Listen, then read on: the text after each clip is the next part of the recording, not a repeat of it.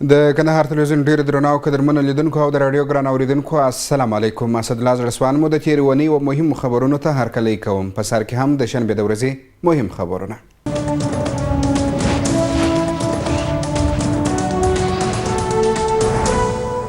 جمهور رئیس د وسلوالو طالبانو سره د اوربند جریان د سولې پیل یاد کړ. جمهور رئیس محمد اشرف غني د څرګندونې د کوچني اختر په دوهمه د 34 ولایتونو د والیانو سره د ویډیویي کنفرانس له لارې کړي دي. نوموړي د دغه ویډیو کنفرانس د لارې د سولې او شفافو ټاکنو په اړه د ولایتي مسؤلینو مسؤلیت ادا کولو او د خلکو پر همکاري باندې ټینګار کړی. د افغانستان جمهور رئیس محمد اشرف غني تر هر څه لومړی ولایتي مسؤلینو او د دوی له ادرس څخه ټولو هیوادوالو ته د کوچني اختر بې شمېره مبارکي وویل او هیله یې وښودل چې دغه اختر د افغانانو لپاره د سولې پیل واوسي. جمهور رئیس زیاته کړه چې د افغان وسلوالو طالبانو سره د اختر تر 3 نیټې پورې د اوربند اعلان د سولې پیل دی. د دیني عالمانو عوامو ولس په همکارۍ به د سولې امیدونو ته ځان رسوي. نوموړي له خلکو وغوښتل چې د خپل دولت سره د په ګډه په دې برخه کښې کار وکړي ترڅو هر کس د امن له خوږوالي خوند واخلي.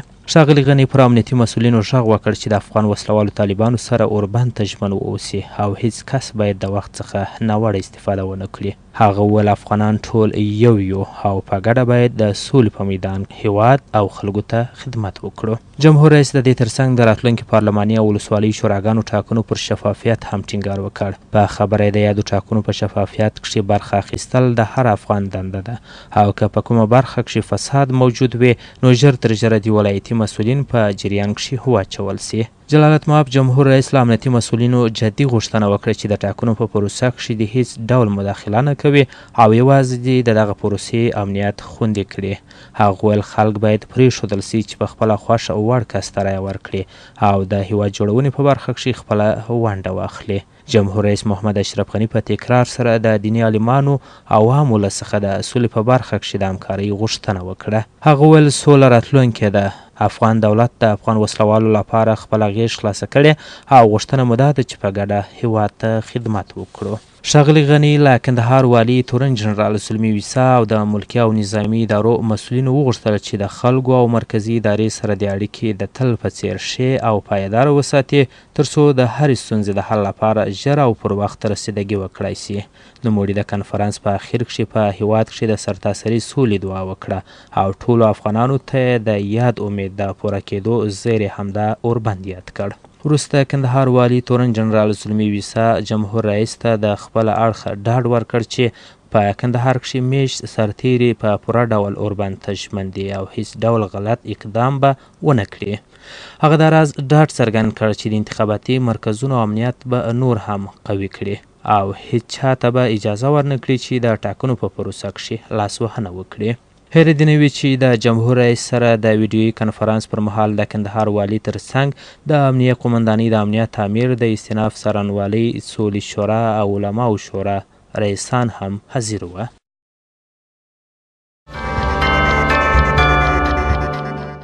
هلمند کې ګڼ شمېر خلکو د اختر په دوهمه ورځ د طالبانو حکومت د اوربند ملاتړ وکړ او د دوام غوښتنه یې وکړل.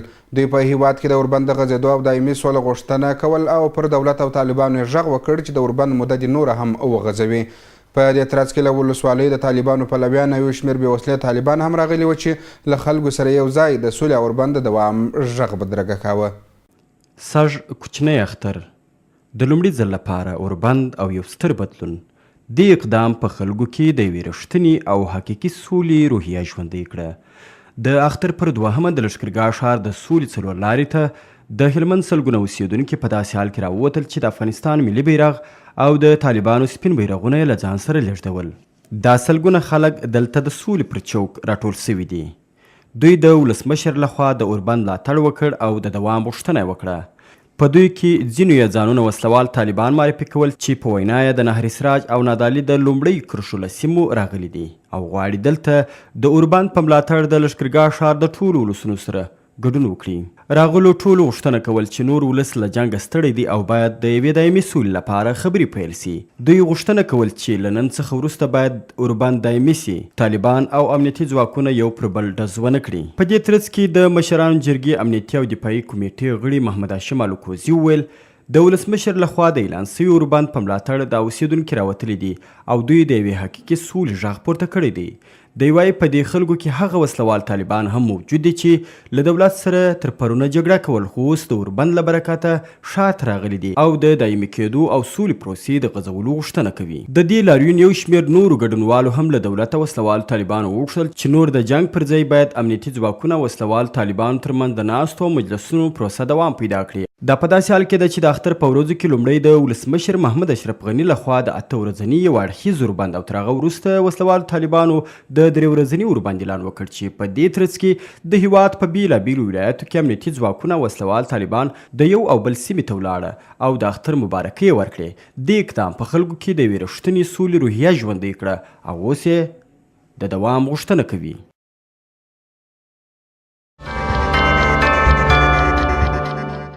اوس هم د یکشنبې د ورځې مهم خبرونه.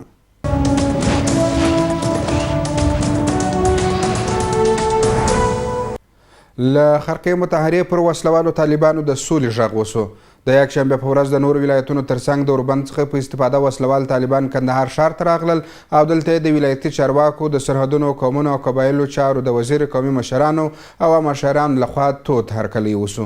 د ولایتي چارواکو قومي مشرانو او مشرانو په ګډون وسلوال طالبان د خرقې مطهرې زیارت ته ولاړل او هلته د الله جل جلاله په دربار کې په هیواد کې د سرتاسري سولې دعاوې وکړې. ویناوالو پر وسلوالو طالبانو د سولې غږ وکړ او له هغوی غوښتنه وکړه چې د افغان حکومت په څیر له خپل اړخه د سی اوربند موده نوره هم وغځوي. د کندهار د خرقې مطهرې په زیارت کښې د وسلوالو طالبانو د هرکلي په موخه راټول سوي دغه مشران او تنکي ځوانان په یوه غږ پر وسلوالو طالبانو غږ کوي تر څو د اوربند موده نوره هم وغځوي او د دولت سره د سولې په موخه موافقې ته ورسیږي. موږ سوله غواړو. غونډه کې د قومونو قبایلو او سرحدونو چارو وزیر محمد شفیق ګل اغا شرزي د دولت او وسلوالو طالبانو ترمنځ سوی اوربند د سولې په غښتلتیا کښې یو مثبت ګام وباله او له وسلوالو طالبانو یې وغوښتل تر څو د اوربند موده نوره هم اوږده او د سولې ارمان ته ځان ورسوي. د سولې په برخه کښې د جمهور رئیس ځانګړي استازي مسعود اخونزاده د زابل پخواني والي بسم الله افغانمل او سیاسي کارپوه انجینر محمد یونس پکور هم غونډې ته په وینا کښې د روان اوربند هرکلی وکړ او پر وسلوالو طالبانو یې غږ وکړ چې نور د وسلوال فعالیت څخه لاس واخلي او د دولت سره سولې ته ورسیږي تر څو د ټوپک پر ځای د خبرو له لارې روانو ناخوالو ته پای ومومي. غونډه کښې د ګډون کوونکو وسلوالو طالبانو یوه قومندان مولوي محمد هاشم د کندهار ملي راډیو تلویزیون سره یوه ځانګړې مرکه کښې د اختر په ورځو کې سوی اوربند د سولې په برخه کښې یو ښه فرصت وباله او ویل چې دا به د دولت او وسلوالو طالبانو ترمنځ پر باور او ډاډمنتیا مثبت تاثیر ولري. هغه ویل چې که دولت د وسلوالو طالبانو بندیان هم خوشي کړي نو دا به سولې ته رسېدل ډیر ژر ممکن کړي. هغه ویل اوسني اوربند کښې داسې د سکون ساه اخیستې چې تیرو وختونو کښې فکر هم نه و کړی. غونډه کښې ضابط جلیل هم خپلو خبرو کښې د سولې پر پیاوړتیا خبرې وکړې او ویل چې نور د جنګ وخت نه بلکې د سولې او ملي یووالي وخت راغلی تر څو افغانان پر یوه کهول راټول او د هیواد د آبادۍ او پرمختګ لپاره کار وکړي. د یادونې وړ ده چې د دولت او وسلوالو طالبانو ترمنځ د اعلان سوي اوربند په 3مه ورځ هم لسګونه طالبان کندهار ښار ته راغلل او دلته د اختر ورځ په خوښۍ ولمانځل. دوی ویل چې نور د جنګ څخه ستړي سوي دي او افغانانو ته پکار ده چې د پردیو دسیسو قرباني نسي او خپل هیواد خپله جوړ کړي. د کندهار په پنجوایه او میوند ولسوالۍ کې د اوربند خوښۍ ولمانځل سوې. د کندهار لسګونو امنیتي ځواکونو وسلوالو طالبانو او عام خلکو د پنجوایه او میوند ولسوالۍ په بازار کې د سی اوربند په ملاتړ د خوشحالۍ مراسم جوړ کړي وو. د افغان حکومت او وسلوال طالبان ترمنځ د سی اوربند په پایله کې دواړه لوري په لوی زړه او مکمل باور د یو بل تر ولکې لاندې سیمو ته ولاړل او یو تر بل د اختر مبارکي سره ورکړل. د پلازمینې په ګډون په کندهار او نور ولایتونو کې وسلوال طالبان د خپلو سپینو بیرغونو سره ښارونو او ولسوالیو ته داخل سوه او د افغان امنیتي او دفاعي ځواکونو ترڅنګ یې د خپلو هیوادوالو سره یو ځای د اختر میلې په سولیزه فضا کې ولمانځلې. د کندهار ښار اوسېدونکي او د نورو ولایتونو څخه کندهار ته راغلي میلهوال وایي خوښ دي چې پاس له 40 کلنې وروروژنې او جګړې وروسته په ډاډمن امنیتي فضا کې د اختر خوښۍ لمانځي او د جنګ دواړه غاړې یو تر بله غاړه په غاړه ګرځي. هغوی د وسلوال طالبانو غوښتنه کوي چې د افغان حکومت په څیر د خپل اوربند موده نوره هم وغځوي او د افغان حکومت سره د سولې خبرو ته په مخامخ ډول کښیني. دوی وایي افغانانو تر بل هر چا په جنګ کې ډېرې قربانۍ ورکړي دي. د جنگ او وحشت ستړي سوي او یوازینی ارمان یې سوله ده چې باید د جنگ دواړه لوري ورته لبیک ووایي. دا په داسې حال کې ده چې تېره ورځ جمهور رئیس د وسلوال طالبانو سره تر نامعلومې مودې پورې خپل اوربند نور هم وغځوي، خو وسلوال طالبانو تر اوسه په دې برخه کې خپل ښکاره دریځ نه دی معلوم کړی. اوس هم د دوشنبې د ورځې مهم خبرونه.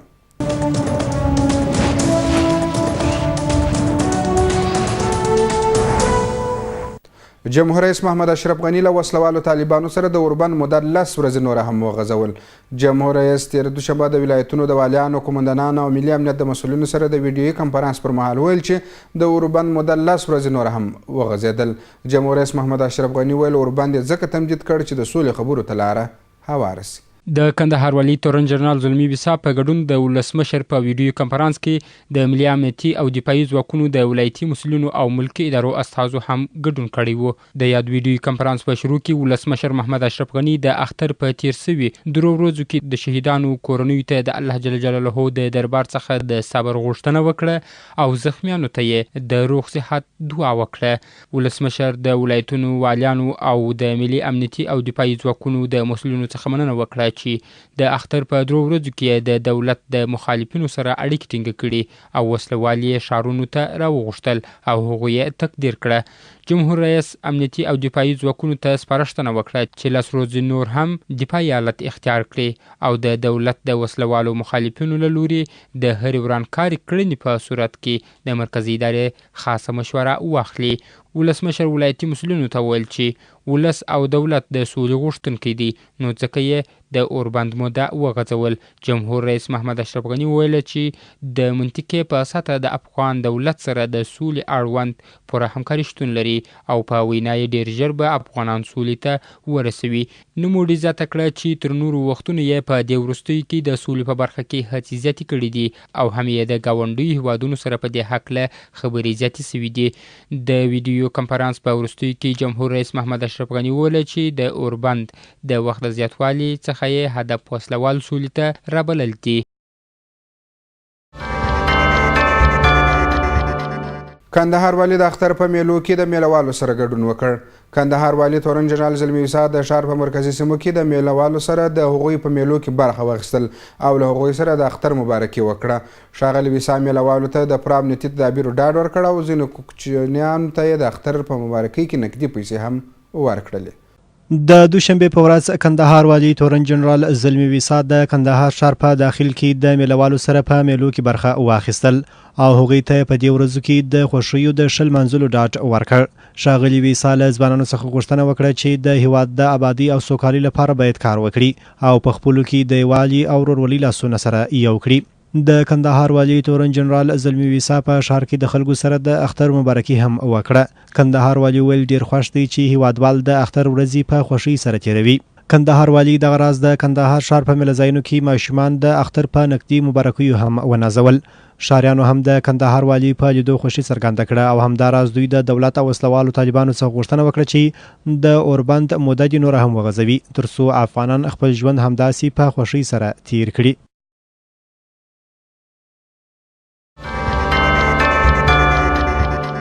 اوس هم د سې شنبې د ورځې مهم خبرونه.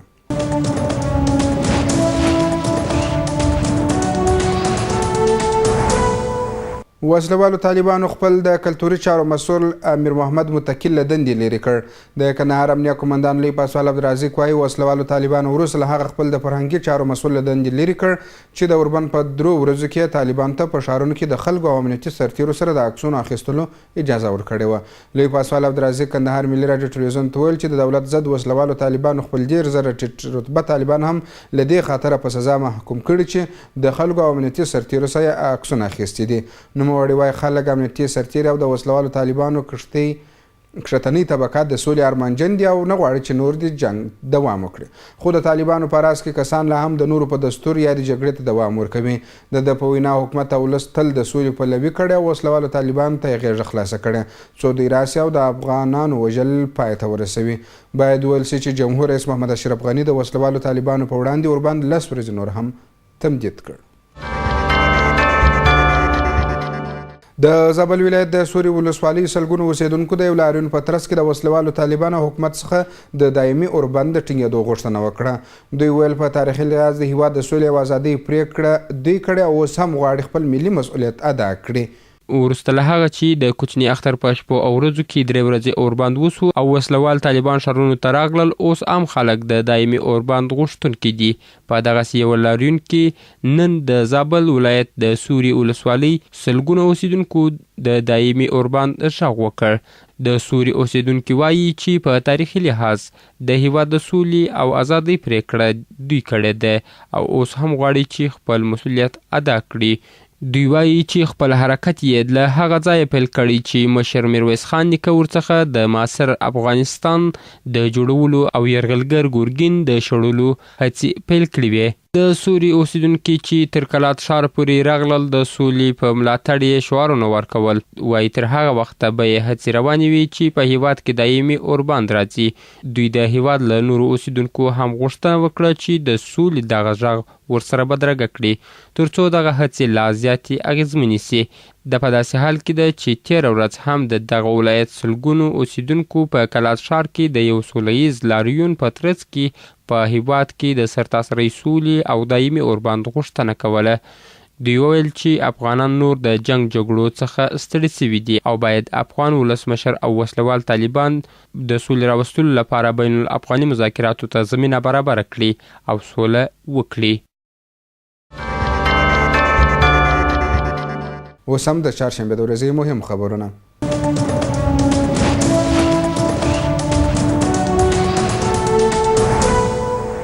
کندهاري ولسونو د جمهور رئیس د سولې له طرحې د علماو د فتوا او د اوږدمهاله اوربند په ملاتړ پراخه غونډه وکړه. د چهارشنبې په ورځ په کندهار کې د سرحدونو، قومونو او قبایلو چارو وزارت له لورې پراخه غونډه نیول سوې وه چې پر مهال د همدې وزارت وزیر محمد شفیق ګل آغا شیرزي، کندهار والي تورن جنرال زلمي ویسا، د ولایتي شورا مرستیال عبدالقیوم بارکزي، د ولایتي شورا غړو، د کندهار ښار ولسوالۍ قومي مشرانو، مخورو، دیني عالمانو، سپین ږیرو، ګڼو دولتي او غیر دولتي ادارو استازو، ملي سوداګرو، ځوانانو او فصلها او عامو خلکو ګډون کړی و. د دغه غونډې په پیل کې کندهار والي تورن جنرال زلمي ویسا خبرې وکړې. دوی ویل دا مهال په ټول هیواد کې د ملي وحدت حکومت په چوکاټ کې د دایمي سولې او اوږدمهاله اوربند په موخه اساسي او اړین ګامونه پورته سوي چې دا هڅې د ولس د زیاتو ستاینو او خوښیو وړ ګرځېدلې دي. ښاغلي ویسا زیاته کړه د جمهور رئیس محمد اشرف غني د سولې اړوند نوې ستراتیژي له هر اړخه پوره او بشپړه ده.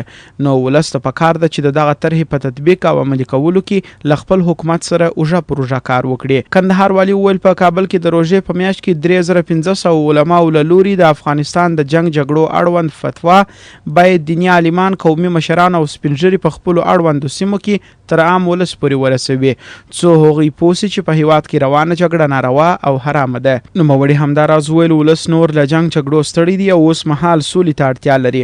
نو ځکه له همدې امله حکومت هم حاضر دی چې له وسلوالو طالبانو سره هر وخت په هر ځای کې د سولې او ملي پخلاینې خبرې وکړي. پر همدې مهال د سرحدونو، قومونو او قبایلو چارو وزیر محمد شفیق ګل آغا شیرزي وویل د یاد وزارت په چوکاټ کې د هیواد د جمهور رئیس محمد اشرف غني تر خاص نظارت لاندې د سولې اړوند کار کوي او پلان لري چې د هیواد په 25 ولایتونو کې د قومونو او ولسونو پراخې غونډې جوړې کړي. ښاغلي شیرزي زیاته کړه د دغه هڅو په ترڅ کې د کوټ شورا او د پېښور له خلکو سره اړیکې نیولې او هغوی ته د ملي پخلاینې او دایمي سولې بلنه ورکړې چې دغه کړنې سولې ته د رسېدو هیلې راولاړې کړي دي. د سرحدونو، قومونو او قبایلو چارو وزیر همدارنګه له قومي مشرانو او ولسونو وغوښته چې په هیواد کې د دایمي سولې اوږدمهاله اوربند اړوند خپل ملاتړ اعلان کړي او له خپل حکومت سره دې په ګډه کار وکړي. دغه راز په غونډه کې د کندهار د ولایتي شورا مرستیال حاجي عبدالقیوم بارکزي، د علماو شورا رئیس مولوي عبید الله فیضاني، قومي مشرانو، سیاسي فعالانو او د ولس استازو هم خبرې وکړي. دوی په خپلو خبرو کې په هیواد کې د روانې جګړې اړوند د 3500 علماو د فتوا، د اوږدمهاله اوربند او د جمهور رئیس محمد اشرف غني د سولې له نوې ستراتیژۍ څخه ستاینه وکړه او له خپله اړخه یې پوره ملاتړ اعلان کړي. یادو کسانو ویل ولس نور له جنګ جګړو ستړي دي او دایمي سولې ته اړتیا لري څو په ډاډه زړه سره د خپل ژوند چارې مخته یوسي او د یوه پرمختللي هیواد لپاره په ګډه له حکومت سره کار وکړي. هیره د نیوي چې د سرحدونو قومونو او قبایلو چارو وزارت په پلان کې لري څو په هیواد کې د دایمي سولې او اوږدمهاله اوربند اړوند د افغانستان په 25 ولایتونو کې لوی او پراخې غونډې ترسره کړي چې اصلي موخه به په هیواد کې د سرتاسري سولې راتګ لپاره زمینه برابرول وي.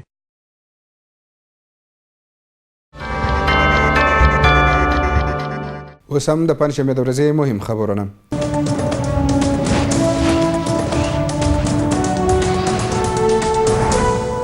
په کندهار کې د مخامخ نښتې پر مهال 10 وسلوال طالبان وژل شوي دي.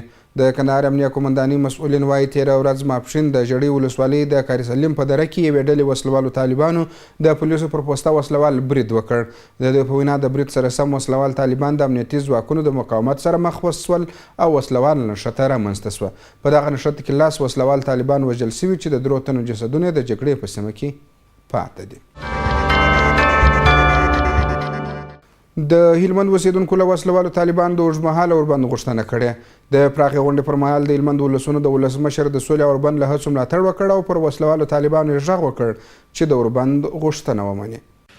د قومونو او قبایلو چارو ریاست لخوا په دې جوړه سوې غونډه کې د هلمند والي تورن جنرال محمد یاسین خان، د سرحدونو او قبایلو چارو وزیر محمد شفیق ګل اغا شیرزي، د ولایتي شورا غړو او د هلمند د قومونو مشرانو، دیني عالمانو، ځوانانو او مدني فعالانو ګډون کړی و. د غونډې په پیل کې د سرحدونو او قبایلو چارو معین ښاغلي احمدزي پرانیستونکې وینا وکړه چې پکښې د جګړې او ترهګرۍ پر ضد د افغان علما د فتوا ملاتړ او هرکلي ترڅنګ د ولسمشر له لوري د سولې او اوربند ستاینه وکړه. دغه راز یې له ولسونو هم د دې بهیر د کلک ملاتړ هیله وکړه. د هلمند والي وویل د اختر په ورځو کې د سولې او اوربند پراخ ولسي ملاتړ او هرکلي وښوده چې افغانان له جګړې سخت ستړي دي. لویه غوښتنه یې دا ده چې نوره جګړه پای ته ورسیږي او د امن او سولې په فضا کې ژوند وکړي. جنرال یاسین خان وویل د افغانستان حکومت د سولې او اوربند په اړه خپل ټول مسؤلیت په بشپړ وضاحت سره ادا کړی. وسلوالو طالبانو ته بې قید او شرط د سولې او اوربند غېږه پرانیستې او په دې سره د ملت دې سترې غوښتنې ته لبیک ویلی. د سرحدونو او قبایلو چارو وزیر محمد شفیق ګل اغا شیرزي وویل جمهور رئیس د سولې او امن لپاره ځانګړې هڅې کوي چې د څو کلونو په ترڅ کې د سولې په اړه کړي هلې ځلې بې ساري او نه هېرېدونکي دي.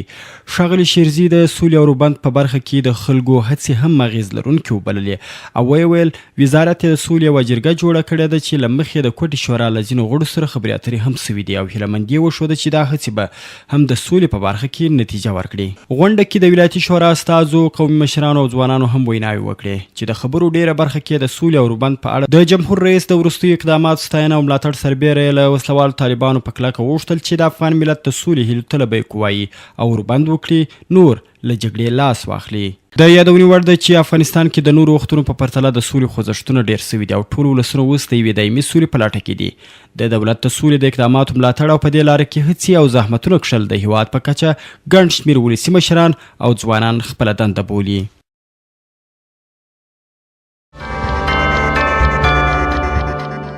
اوس هم د جمعې د ورځې مهم خبرونه. د کندهار امنیتي ځواکونو کلونه وړاندې 2 تن نیول شوي پاکستاني سرتیري دغه هیواد ته وسپارل. په سپین بولده کې افغان کمیسار شریف خان عزیز وایي چې مخکې له دې د پاکستاني چارواکو سره بندي افغان سرحدي سرتیري دوی ته سپارل شوي وو. هغه وایي دا لومړی ځل دی چې افغان سرحدي پولیس او پاکستاني ملیشې د نظامي بندیانو تبادله سره کوي. د کندهار امنیتي ځواکونو شاوخوا 3 کاله وړاندې 2 تنه نیول شوي پاکستاني پولیس چې د افغانستان خاورې ته راوښتي وه د پنجشنبې په ورځ یې خوشې کړه او خپلو کورونو ته ستانه سوه. د کندهار د سپین بولدک ولسوالۍ کمیسار شریف خان عزیزي وایي نیول شوي پاکستاني سرتیري یا د کشفي معلوماتو پر اساس نیولي وه او د یو لړ مراسمو پر مهال یې پاکستاني ځواکونو ته وسپارل. ښاغلي عزیزي وایي په دې وروستیو کې د ډیورن پر ذکر چې هغه اړې پاکستاني ځواکونو سره اړیکې دوستانه سوي دي او په همدې خاطر د چهارشنبې په ورځ لومړی پاکستاني ځواکونو 2 تنه نیول شوي افغاني سرتیري موږ ته وسپارل. د نوموړي په خبره دا لومړی ځل دی چې د پاکستاني ځواکونو سره د نظامي بندیانو تبادله کوي. د ډیورن پر ذکر چې د هغه اړې نظامي مسؤل کرنیل عثمان د دغه اقدام څخه خوښ و او د افغاني چارواکو سره یې د هر اړخیزې همکارۍ ژمنه وکړه. د چهارشنبې په ورځ لومړی پاکستاني ځواکونو هغه افغان سرتیري چې شاوخوا 1 کال وړاندې د ډیورن پر ذکر چې هغه اړې اوښتي وه بې له شرطه خوشي کړل او خپلو کورونو ته ستانه سوه. که څه هم د کلونو راهیسې د پاکستاني ځواکونو له لوري افغان مسافرین ځورول کېږي خو دا ځل پاکستاني چارواکي د هر اړخیزې همکارۍ ژمنه کوي. له کلي تر ښاره او له ښاره تر کلي د سولې غږ رسول کیږي. د کلو څخه ښار او ښار څخه کلو ته د سولې پیغام رسول به د سولې راوستلو په برخه کې مثبت اغیز ولري. په همدې موخه د جمعې په ورځ د کندهار د ولایتي شورا غړي حاجي عطاالله عطا د شمېر قومي مشرانو، دیني علماو، د مسجدونو د ملا امامانو، ځوانانو، مدني فعالانو او ولسي خلکو سره په جلا جلا ناستو کې پر ښکلو خواوو غږ وکړ چې نور جنګ بس کړي. د کندهار د ولایتي شورا غړی عطاالله عطا د ډنډ ولسوالۍ د ګرګانو کلي ته سفر وکړ او هلته یې په مسجد کې د جمعې تر لمانځه مخکې د سلګونو ولسي خلکو په مخ کې د سولې وینا وکړه چې په هیواد کې تیرو لسیزو جنگ جګړو ټول افغانان ستړي کړي او هر څه یې پکښې د لاسه ورکړي. یوازنۍ غوره لار د سولې ده چې د ټولو افغانانو یوازنۍ ارمان پکښې رنغښتی دی. د په وینا د سولې د مقدس غږ به د ټول ولس په ملاتړ بدرګه کوي ترڅو په هیواد کې دایمي سوله قایم او جګړه بند سي. نوموړي زیاته کړه چې په لیرو او نږدې سیمو کې به د سولې غږ د هر افغان تر غوږ پورې رسوي ترڅو د جګړې د ناخوالو او بدو پایلو څخه افغانان وژغوري او سرتاسري سوله په هیواد کې رامنځته سي. د ډنډ ولسوالۍ او د کندهار ښار د نمي ناحیې قومي مشرانو، ملا امامانو، دیني عالمانو، ولسي خلکو او ځوانانو هم په مسجدونو کې د منبر د لارې د دایمي اوربند غوښتونکي وه او د ښکیلو خواو څخه یې غوښتنه کول چې نور په هیواد کې جنګ جګړې ته د پای ټکی کښیږدي او د سولې لار غوره کړي. د دوی په وینا دا جنگ د افغانانو ترمنځ جنگ نه دی بلکې دا جنگ د پردیو تپل سوی جنگ دی چې په دواړو خواو کې پکښې افغانانو ته مرګ ژوبله اوړي. نو لازمه ده چې افغانان په خپلو کې یو د بل سره اوږه په اوږه ودرېږي او د دولت او وسلوالو مخالفینو ترمنځ منځګړیتوب ترسره او دایمي سوله رامنځته کړي. تر غونډې وروسته په مسجدونو کې ټولو ګډونوالو د الله جل جلاله دربار ته لاسونه لپه کړه او په هیواد کې د دایمي سولې غوښتونکي سوه. د یادونې وړ ده چې تر دعا وروسته د الله جل جلاله په دربار کې د جګړې د بندېدو او سولې راوستلو په موخه غوایي او پسونه هم قرباني سوه او غوښې یې پر غریبانو تقسیم سوې. د کندهار تلویزیون ډیرو درنو او قدرمنو لیدونکو او د راډیو ګران اوریدونکو د تیرې ونې مهم خبرونه همدومره وه. تر بیا اسدالله زړه سوان ته اجازه ورکړئ. د الله په امان ښې چارې.